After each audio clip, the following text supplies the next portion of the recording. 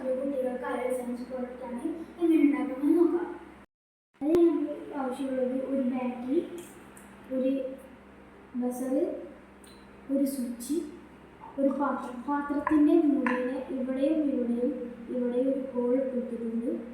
അതിനുശേഷം നമ്മൾ ബാറ്ററി എടുത്തിട്ട് ഈ ഹോളിൻ്റെ ഉള്ളിലൂടെ ബാറ്ററിയുടെ ചുവന്ന വയർ എടുത്ത് വെക്കാം. പിന്നെ ബസർ എടുത്തിട്ട് ബസറിൻ്റെയും ചുവന്ന വയർ ഇതിലൂടെ ഇട്ടിട്ട് കറുത്ത വയർ ഇതിലൂടെ ഇട്ടിട്ട് കറുത്ത വയറിലേക്ക് നമുക്ക് സ്വിച്ച് കണക്ട് ചെയ്യാം. നമ്മൾ സ്വിച്ച് കണക്ട് ചെയ്തിട്ടുണ്ട്. ഇനി നമുക്ക് ഈ രണ്ട് വയറും ഇങ്ങോട്ട് വെച്ചിട്ട് ഒട്ടിച്ച് കൊടുക്കാം. നമ്മൾ ഇത് ഒട്ടിച്ച് സെറ്റാക്കിയിട്ടുണ്ട്.